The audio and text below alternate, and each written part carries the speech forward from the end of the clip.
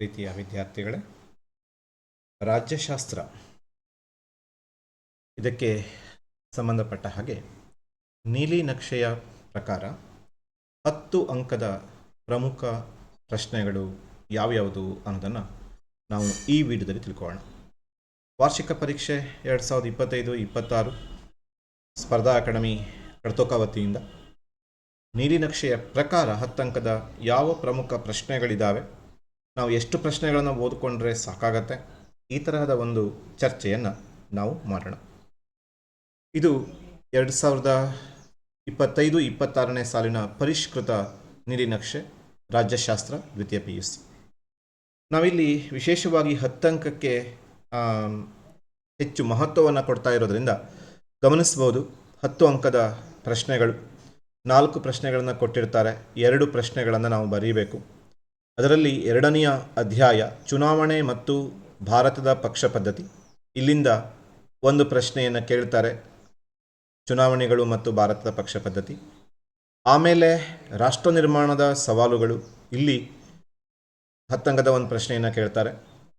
ಆ ನಂತರದಲ್ಲಿ 7ನೆಯ ಅಧ್ಯಾಯ ಸಮಕಾಲೀನ ರಾಜಕೀಯ ವಿದ್ಯಮಾನಗಳು, ಇಲ್ಲಿ ಒಂದು ಪ್ರಶ್ನೆ ಬರುತ್ತೆ. ಹಾಗೂ ಭಾರತದ ವಿದೇಶಾಂಗ ನೀತಿ, ಈ ಪಾಠದಿಂದ ಒಂದು ಪ್ರಶ್ನೆ ಬರ್ತದೆ. ಅಲ್ಲಿಗೆ 4 ಪ್ರಶ್ನೆಗಳನ್ನು ಕೇಳ್ತಾರೆ. ನಾವು ಚುನಾವಣೆಗಳು, ಭಾರತದ ಪಕ್ಷ ಪದ್ಧತಿ, ಈ ಪಾಠದ ಎಲ್ಲ 10 ಅಂಕದ ಪ್ರಶ್ನೆಗಳು, ರಾಷ್ಟ್ರ ನಿರ್ಮಾಣದ ಸವಾಲುಗಳು, ಈ ಪಾಠದ ಎಲ್ಲ 10 ಅಂಕದ ಪ್ರಶ್ನೆಗಳು, ಸಮಕಾಲೀನ ರಾಜಕೀಯ ವಿದ್ಯಮಾನದ ಎಲ್ಲ 10 ಅಂಕದ ಪ್ರಶ್ನೆಗಳು, ಭಾರತದ ವಿದೇಶಾಂಗ ನೀತಿಯ ಎಲ್ಲ 10 ಅಂಕದ ಪ್ರಶ್ನೆಗಳನ್ನು ಕಲಿತುಕೊಂಡ್ರೆ 4 ಪ್ರಶ್ನೆಗಳಿಗೆ ಉತ್ತರಿಸಬಹುದು. ಅಥವಾ ನೀವು ಚಾಯ್ಸ್ ಕೂಡ ಮಾಡ್ಕೋಬಹುದು, ಯಾವುದು ನಿಮಗೆ ಸುಲಭ ಆಗುತ್ತೆ ಅಂದ್ಕೊಂಡು ಚುನಾವಣೆಗಳು, ಭಾರತದ ಪಕ್ಷ ಪದ್ಧತಿ, ಇಲ್ಲಿರುವಂಥ ಎಲ್ಲ ಪ್ರಶ್ನೆಗಳನ್ನು ಕಲಿತ್ಕೊಂಡ್ರೆ ನಿಮಗೆ ಒಂದು ಪ್ರಶ್ನೆ ಸಿಗತ್ತೆ. ಆಮೇಲೆ ಭಾರತದ ವಿದೇಶಾಂಗ ನೀತಿ ಸುಲಭ ಇದೆ ಅಂದ್ಕೊಂಡ್ರೆ ಅಲ್ಲಿರುವ ಎಲ್ಲ ಪ್ರಶ್ನೆಗಳನ್ನು ಕಲಿತ್ಕೊಂಡ್ರೆ ಇನ್ನೊಂದು ಪ್ರಶ್ನೆ ಸಿಗತ್ತೆ. ಅಲ್ಲಿಗೆ ಕೇವಲ ನೀವು 2 ಮತ್ತು 9 ಈ 2 ಪಾಠಗಳನ್ನು ಓದ್ಕೊಂಡ್ರೂ ಕೂಡ ನೀವು 2ಅನ್ನು ಬರೀಬಹುದು. ಹಾಗೂ ಇನ್ನುಳಿದ ಈ ಪಾಠಗಳ ಸುಲಭದ ಪ್ರಶ್ನೆಗಳನ್ನು ಕಲಿತ್ಕೊಂಡ್ರೆ ನಿಮಗೆ ಹೆಚ್ಚು ಆಯ್ಕೆ ಸಿಗತ್ತೆ. ಇವುಗಳನ್ನು ನೋಡೋಣ ಹಾಗಾದರೆ ಯಾವೆಲ್ಲ ಪ್ರಶ್ನೆಗಳಿದ್ದಾವೆ ಅಂತ. ಅಧ್ಯಾಯ 2 ಚುನಾವಣೆಗಳು ಮತ್ತು ಭಾರತದಲ್ಲಿ ಪಕ್ಷ ಪದ್ಧತಿ. ಈ ಪಾಠದಲ್ಲಿ ಒಟ್ಟು 6 ಪ್ರಶ್ನೆಗಳಿದ್ದಾವೆ. ನೀವು ಕಲ್ತ್ಕೊಂಡ್ರೆ ಎಲ್ಲ 6 ಪ್ರಶ್ನೆಗಳನ್ನು ಕಲ್ತ್ಕೊಳ್ಳಿ. ಆವಾಗ ನಿಮಗೆ ಖಂಡಿತ ಏನಾಗುತ್ತೆ ಅಂತ ಕೇಳಿದರೆ ಒಂದು ಪ್ರಶ್ನೆ ನಮಗೆ ಈ ಭಾಗದಲ್ಲಿ ಸಿಗುತ್ತೆ ಅಂತ ನೋಡ್ತೀವಿ. ಈ 6 ಪ್ರಶ್ನೆಗಳಲ್ಲಿ ಪ್ರತ್ಯಕ್ಷ ಚುನಾವಣೆಗಳು ಮತ್ತು ಪರೋಕ್ಷ ಚುನಾವಣೆಗಳ ನಡುವಿನ ವ್ಯತ್ಯಾಸವನ್ನು ವಿಶ್ಲೇಷಿಸಿ ಈ ಪ್ರಶ್ನೆಯನ್ನು ಕೇಳ್ಬೋದು. ಚುನಾವಣಾ ಆಯೋಗದ ರಚನೆ, ಅಧಿಕಾರ ಮತ್ತು ಕಾರ್ಯಗಳನ್ನು ವಿವರಿಸಿ ಈ ಪ್ರಶ್ನೆ ಕೇಳ್ಬೋದು. ಭಾರತದಲ್ಲಿ ಚುನಾವಣಾ ಸುಧಾರಣೆಗಳಿಗಾಗಿ ಸೂಚಿಸಿರುವ ಅಂಶಗಳನ್ನು ವಿವರಿಸಿ ಈ ಪ್ರಶ್ನೆ ಕೇಳ್ಬೋದು. ಚುನಾವಣಾ ಸಂದರ್ಭದಲ್ಲಿ ಅಭ್ಯರ್ಥಿಯ ಹಿನ್ನೆಲೆಯ ಕಡ್ಡಾಯ ಘೋಷಣೆಯಲ್ಲಿ ನೀಡುವ ಮಾಹಿತಿಯನ್ನು ವಿವರಿಸಿ ಇದನ್ನು ಕೇಳ್ಬೋದು. ಭಾರತದಲ್ಲಿ ಪಕ್ಷ ಪದ್ಧತಿಯ ಸ್ವರೂಪವನ್ನು ವಿವರಿಸಿ ಹಾಗೂ ರಾಜಕೀಯ ಪಕ್ಷಗಳ ಕಾರ್ಯಗಳನ್ನು ವಿವರಿಸಿ. ಈ ಥರದ 6 ಪ್ರಶ್ನೆಗಳು ಈ ಪಾಠದಲ್ಲಿ ಇದ್ದಾವೆ. ಈ ಎಲ್ಲ 6 ಪ್ರಶ್ನೆಗಳನ್ನು ನೀವು ಕಲಿಯುವುದು ಬಹಳ ಒಳ್ಳೆಯದು. ನಿಮಗೆ ಇದೆಲ್ಲವನ್ನು ಕಲಿತ್ರೆ ನಿಮಗೆ ಬಹಳ ಸುಲಭವಾಗಿ ಏನಾಗುತ್ತೆ ಅಂತ ಕೇಳಿದರೆ ಒಂದು ಪ್ರಶ್ನೆ ನಮಗೆ ಸಿಗತ್ತೆ. ಇನ್ನು ಅಧ್ಯಾಯ 5 ರಾಷ್ಟ್ರ ನಿರ್ಮಾಣದಲ್ಲಿ ಪ್ರಜಾಸತ್ತೆ ಎದುರಿಸುತ್ತಿರುವಂಥ ಸವಾಲುಗಳು. ಈ ಪಾಠದಲ್ಲಿ ಒಟ್ಟು 8 ಪ್ರಶ್ನೆಗಳಿದ್ದಾವೆ. ಸ್ವಲ್ಪ ಹೆಚ್ಚು ಪ್ರಶ್ನೆಗಳನ್ನು ಒಳಗೊಂಡಿದೆ. ರಾಷ್ಟ್ರ ನಿರ್ಮಾಣದ ವಿವಿಧ ಅಗತ್ಯ ಅಂಶಗಳನ್ನು ವಿವರಿಸಿ, ರಾಷ್ಟ್ರ ನಿರ್ಮಾಣಕ್ಕೆ ಎದುರಾಗುವ ಅಡಚಣೆಗಳು ಮತ್ತು ಅವುಗಳ ನಿವಾರಣೋಪಾಯಗಳನ್ನು ವಿವರಿಸಿ, ಅಸಮಾನತೆ ಪ್ರಜಾಪ್ರಭುತ್ವಕ್ಕೆ ಹೇಗೆ ಒಂದು ತೊಡಕಾಗಿದೆ ವಿವರಿಸಿ, ಅನಕ್ಷರತೆ ಪ್ರಜಾಪ್ರಭುತ್ವಕ್ಕೆ ಒಂದು ಅಡ್ಡಿ ಹೇಗೆ, ಅದರ ನಿವಾರಣೋಪಾಯಗಳನ್ನು ವಿವರಿಸಿ, ಭಾರತದ ಪ್ರಜಾಪ್ರಭುತ್ವಕ್ಕೆ ಭಯೋತ್ಪಾದನೆ ಒಂದು ಗಂಡಾಂತರ ವಿಶ್ಲೇಷಿಸಿ, ಕೋಮುವಾದದ ಕಾರಣಗಳನ್ನು ತಿಳಿಸಿ ಮತ್ತು ಅವುಗಳ ನಿವಾರಣೋಪಾಯಗಳನ್ನು ಬರೆಯಿರಿ, ಭಯೋತ್ಪಾದನೆಯ ಕಾರಣಗಳನ್ನು ಮತ್ತು ಅವುಗಳ ನಿವಾರಣೆಯ ಶಾಸನಾತ್ಮಕ ಕ್ರಮಗಳನ್ನು ಬರೆಯಿರಿ, ಭ್ರಷ್ಟಾಚಾರವನ್ನು ನಿಯಂತ್ರಿಸಲು ಕಾನೂನಿನಲ್ಲಿರುವ ಶಾಸನಾತ್ಮಕ ಕ್ರಮಗಳನ್ನು ವಿವರಿಸಿ. ಈ ಥರ 8 ಪ್ರಶ್ನೆಗಳನ್ನು ಇಲ್ಲಿ ಕೇಳಿದ್ದಾರೆ. ಈ 8 ಪ್ರಶ್ನೆಗಳಲ್ಲಿ ನಮಗೆ ಬರಬಹುದಾದಂತಹ ಪ್ರಶ್ನೆಗಳ ಸಂಖ್ಯೆ ಎಷ್ಟು ಅಂತ ಕೇಳಿದರೆ ಒಂದು ಪ್ರಶ್ನೆಗಳು, ಈ 8 ಪ್ರಶ್ನೆಗಳು 5ನೇ ಅಧ್ಯಾಯದಿಂದ ಬಂದೇ ಬರುತ್ತೆ. 10 ಅಂಕದ ಪ್ರಶ್ನೆಗಳು. ಅದರಲ್ಲಿ ವಿಶೇಷವಾಗಿ ಈ ಕೋಮುವಾದ, ಭಯೋತ್ಪಾದನೆ, ಭ್ರಷ್ಟಾಚಾರ ಇವುಗಳನ್ನು ಹೆಚ್ಚು ಫೋಕಸ್ ಮಾಡಿರೋದನ್ನು ಹಿಂದಿನ ಒಂದು ಪ್ರಶ್ನೆ ಪತ್ರಿಕೆಗಳಲ್ಲಿ ನಾವು ಗಮನಿಸ್ಬೋದು. ಆ ಕಾರಣಕ್ಕೆ ಇದೇ ಬರ್ತದೆ ಅಂತಲ್ಲ, ಬಟ್ 8 ಪ್ರಶ್ನೆಗಳು. ಅಲ್ಲಿಗೆ ಮೊದಲನೆಯ ಏನು ಅಧ್ಯಾಯದಲ್ಲಿ 6 ಪ್ರಶ್ನೆಗಳಿದ್ವು, ಹಾಗೂ ಈ ಅಧ್ಯಾಯದಲ್ಲಿ 8 ಪ್ರಶ್ನೆಗಳಿದ್ದಾವೆ. ಟೋಟಲ್ 14 ಪ್ರಶ್ನೆಗಳಾದವು. ಈ 14 ಪ್ರಶ್ನೆಗಳನ್ನು ಏನಾದರೂ ನೀವು ಕರೆಕ್ಟಾಗಿ ಕಲ್ತ್ಕೊಂಡ್ಬಿಟ್ರೆ ನಿಮಗೆ 2 ಪ್ರಶ್ನೆಗಳು ಇಲ್ಲಿಯೇ ಸಿಕ್ಬಿಡ್ತದೆ. ಇದು ಗಮನದಲ್ಲಿರಲಿ. ಇನ್ನು ಅಧ್ಯಾಯ 7 ಸಮಕಾಲೀನ ರಾಜಕೀಯ ವಿದ್ಯಮಾನಗಳು. ಈ ಪಾಠದಲ್ಲಿ ಮತ್ತೆ 9 ಪ್ರಶ್ನೆಗಳಿದ್ದಾವೆ. ಉದಾರೀಕರಣದ ಅರ್ಥ ಮಹತ್ವ, ಖಾಸಗೀಕರಣದ ಅರ್ಥ ಮಹತ್ವ, ಆಮೇಲೆ ಜಾಗತೀಕರಣದ ಅರ್ಥ ಮತ್ತು ಮಹತ್ವ. ಈ 3 ಬಹಳ ಪ್ರಮುಖವಾಗಿದ್ದು ಪ್ರತಿ ವರ್ಷ ಒಂದಲ್ಲ ಒಂದು ಕೇಳ್ತಿರ್ತಾರೆ. ಒಂದು ಉದಾರೀಕರಣ, ಇಲ್ಲವೇ ಖಾಸಗೀಕರಣ, ಇಲ್ಲವೇ ಜಾಗತೀಕರಣ. ಇವುಗಳ ಜೊತೆಗೆ ನೇಪಾಳದಲ್ಲಿ ನಡೆದ ಪ್ರಜಾಸತ್ತಾತ್ಮಕ ಚಳುವಳಿ, ಭೂತಾನ್ದಲ್ಲಿ ಪ್ರಜಾಪ್ರಭುತ್ವ ಚಳುವಳಿ, ಅಫ್ಘಾನಿಸ್ತಾನದಲ್ಲಿ ಪ್ರಜಾಪ್ರಭುತ್ವ ಚಳುವಳಿ, ಈಜಿಪ್ಟ್ನಲ್ಲಿ ನಡೆದಂತಹ ಪ್ರಜಾಸತ್ತಾತ್ಮಕ ಚಳುವಳಿ, ಲಿಬಿಯಾದಲ್ಲಿ ಜರುಗಿದಂತಹ ನೂತನ ಪ್ರಜಾಸತ್ತಾತ್ಮಕ ಚಳುವಳಿ, ಸಿರಿಯಾದ ಪ್ರಜಾಸತ್ತಾತ್ಮಕ ಚಳುವಳಿ. ಹೀಗೆ Nepal, Bhutan, Afghanistan, Egypt, Libya, Syria ಈ ದೇಶಗಳಲ್ಲೆಲ್ಲ ನಡೆದಂತಹ ಪ್ರಜಾಸತ್ತಾತ್ಮಕ ಚಳುವಳಿ ಹೇಗೆ ಆವಿರ್ಭವಿಸಿತು ಅನ್ನೋದರ ಬಗ್ಗೆ, ಪ್ರಜಾಪ್ರಭುತ್ವ ಚಳುವಳಿಯ ಬಗ್ಗೆ ನಾವು ವಿವರವಾಗಿ ಬರೀಬೇಕಾಗತ್ತೆ. ಆ ನಿಟ್ಟಿನಲ್ಲಿ ನೋಡಿದಾಗ ಈ ಪಾಠದಲ್ಲಿ ಸಮಕಾಲೀನ ರಾಜಕೀಯ ವಿದ್ಯಮಾನಗಳಲ್ಲಿ ಈ ಉದಾರೀಕರಣ, ಖಾಸಗೀಕರಣ, ಜಾಗತೀಕರಣದಲ್ಲಿ ಯಾವ್ದಾದ್ರು ಒಂದನ್ನು ಕೇಳ್ಬೋದು, ಅಥವಾ ಈ Nepal, Bhutan, Afghanistan, Egypt, Libya, Syria ಇವುಗಳಲ್ಲಿ ಯಾವ್ದಾದ್ರು ಒಂದನ್ನು ಕೂಡ ಕೇಳುವ ಸಾಧ್ಯತೆ ಇದೆ. ಒಟ್ಟಾರೆ ಈ ಪಾಠದಿಂದ 10 ಅಂಕದ ಪ್ರಶ್ನೆ ಖಂಡಿತ ಬರುತ್ತೆ. ಅಲ್ಲಿಗೆ 9 ಪ್ರಶ್ನೆಗಳಿದ್ದಾವೆ.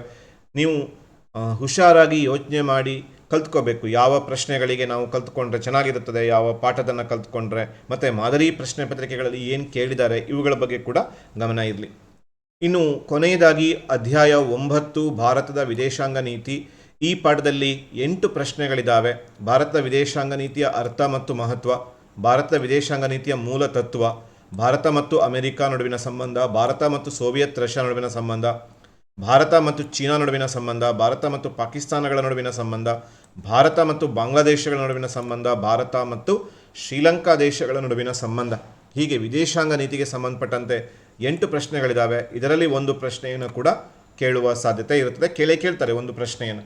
ಅಲ್ಲಿಗೆ ಈ 4 ಅಧ್ಯಾಯಗಳೇನಿದ್ದಾವೆ, ಅಧ್ಯಾಯ 5 ಗಮನಿಸ್ತಾ ಬಂದರೆ ಅಧ್ಯಾಯ 2ರಲ್ಲಿ ನಮಗೆ ಒಂದಿಷ್ಟು ಪ್ರಶ್ನೆಗಳನ್ನು ಕೇಳಬಹುದು ಈ ಪಾಠದಲ್ಲಿ, 2ನೇ ಅಧ್ಯಾಯದಲ್ಲಿ. ಆಮೇಲೆ ಅದನ್ನು ಬಿಟ್ಟರೆ ಅಧ್ಯಾಯ 5ರಲ್ಲಿ ಕೇಳ್ಬೋದು, ಇಲ್ಲ ಅಂತಂದರೆ ಅಧ್ಯಾಯ 7ರಲ್ಲಿ ಕೇಳ್ಬೋದು, ಇಲ್ಲ ಅಂತಂದರೆ ಅಧ್ಯಾಯ 9ರಲ್ಲಿ ಕೇಳ್ಬೋದು. ಒಟ್ಟಾರೆ ಈ ಎಲ್ಲ ಪ್ರಶ್ನೆಗಳನ್ನು ಕಲ್ತ್ಕೊಳ್ಳೇಬೇಕು ಅನ್ನುವ ನಿಯಮ ಇಲ್ಲ. ಬಟ್ 2 ಪಾಠದ ಎಲ್ಲ ಪ್ರಶ್ನೆಗಳನ್ನು ಕಲ್ತ್ಕೊಂಡ್ರೆ ತುಂಬ ಅನುಕೂಲ ಆಗತ್ತೆ. ಈ ಪ್ರಶ್ನೆಗಳಲ್ಲಿ ಸುಮಾರು ಮೊದಲನೆಯ ಆರಂಭದಲ್ಲಿ ನಾವು ನೋಡಿದ್ವಿ 6, ಆಮೇಲೆ 8, ಆಮೇಲೆ 9, ಆಮೇಲೆ 8, ಒಟ್ಟಿಗೆ 8, 8, 16, 6, 22, 9, 31 ಪ್ರಶ್ನೆಗಳಿದ್ದಾವೆ. ಇಷ್ಟೊಂದು ಪ್ರಶ್ನೆಗಳನ್ನು ಕಲ್ತ್ಕೊಳ್ಳೋದು ಸ್ವಲ್ಪ ಸುದೀರ್ಘವಾದಂತಹ ವಿಚಾರ ಆಗತ್ತೆ. ಆ ನಿಟ್ಟಿನಲ್ಲಿ ನೀವು ಏನು ಮಾಡ್ಬೋದು ಅಂತಂದರೆ ಸ್ಪ್ಲಿಟ್ ಮಾಡ್ಬೋದು, ಇವೆರಡನ್ನು ಕಲಿಬೋದು. 6, 8, 14 ಇದನ್ನು ಕಲ್ತ್ಕೋಬೋದು.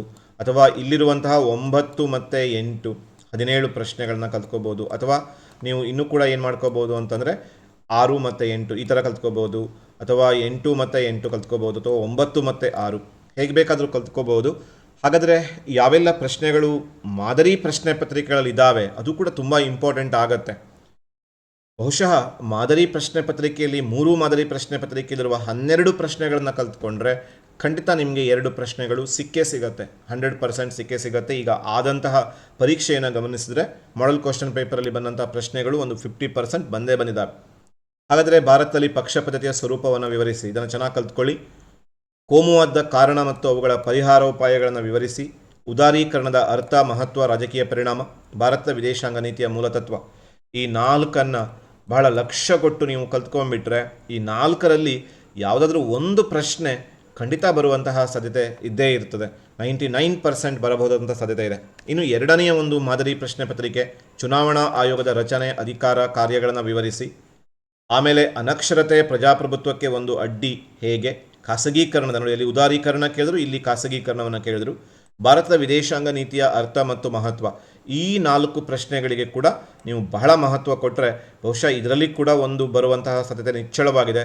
ಅಲ್ಲಿಗೆ ಈ 8 ಪ್ರಶ್ನೆಗಳನ್ನು ನೀವು ಚೆನ್ನಾಗಿ ಕಲ್ತರೂ ಕೂಡ ನಿಮಗೆ 99% 2 ಪ್ರಶ್ನೆಗಳು ಸಿಕ್ಬಿಡ್ಬೋದು. ಇನ್ನು 3ನೆಯ ಒಂದು ಮಾದರಿ ಪ್ರಶ್ನೆ ಪತ್ರಿಕೆ ರಾಜಕೀಯ ಪಕ್ಷಗಳ ಕಾರ್ಯಗಳನ್ನು ವಿವರಿಸಿ, ಭಾರತದ ಪ್ರಜಾಪ್ರಭುತ್ವಕ್ಕೆ ಭಯೋತ್ಪಾದನೆ ಒಂದು ಗಂಡಾಂತರ ವಿಶ್ಲೇಷಿಸಿ, ಜಾಗತೀಕರಣದ ಅರ್ಥ, ಉದಾರೀಕರಣ, ಖಾಸಗೀಕರಣ, ಜಾಗತೀಕರಣದ ಅರ್ಥ ಮತ್ತು ಮಹತ್ವ, ರಾಜಕೀಯ ಪರಿಣಾಮ, ಭಾರತ ಮತ್ತು ಸೋವಿಯತ್ ರಷ್ಯಾಗಳ ನಡುವಿನ ಸಂಬಂಧವನ್ನು ವಿವರಿಸಿ. ಈ ಥರದ 12 ಪ್ರಶ್ನೆಗಳು ಬಹಳ ಅನುಕೂಲ ಏನು ಅಂತ ಕೇಳಿದ್ರೆ ಈ 12 ಪ್ರಶ್ನೆಗಳನ್ನು ನೀವು ಮುದ್ದಾಂ ಚೆನ್ನಾಗಿ ಕಲ್ತ್ಕೊಳ್ಳಿ. ಈ 12 ಪ್ರಶ್ನೆಗಳಲ್ಲಿ ಖಂಡಿತ ನಿಮ್ಮ ವಾರ್ಷಿಕ ಪರೀಕ್ಷೆಗೆ 2 ಪ್ರಶ್ನೆಗಳು ಬಂದೇ ಬರುತ್ತದೆ. ಹಾಗೆ ಈ 12 ಪ್ರಶ್ನೆಗಳು ನಿಮ್ಮ ಕಲಿಕೆಯ ಮೊದಲ ಆದ್ಯತೆಯಾಗಿರಲಿ. ಇದು ಇವತ್ತಿನ ವಿಷಯ. ಇದನ್ನು ಚೆನ್ನಾಗಿ ನಿಮ್ಮ ಗಮನದಲ್ಲಿ ಇಟ್ಕೊಂಡು ಅಧ್ಯಯನ ಮಾಡಿ ಮತ್ತು ಈ 20 ಅಂಕಗಳು ರಾಜ್ಯಶಾಸ್ತ್ರಕ್ಕೆ ಸಂಬಂಧಪಟ್ಟಂತೆ ನಿಮ್ಮದಾಗಲಿ ಮತ್ತು ಪರೀಕ್ಷೆಗೆ ಕೂಡ ನಿಮಗೆ ಗುಡ್ ಲಕ್ ಹೇಳ್ತಾ ಈ ವಿಡಿಯೋವನ್ನು ವಾಚ್ ಮಾಡಿದ್ದಕ್ಕಾಗಿ ನಿಮಗೆ ಅತ್ಯಂತ ತುಂಬು ಹೃದಯದ ಥ್ಯಾಂಕ್ಸ್ ಹೇಳ್ತಾ ಈ ವಿಡಿಯೋವನ್ನು ಇಲ್ಲಿಗೆ ಮುಗಿಸೋಣ.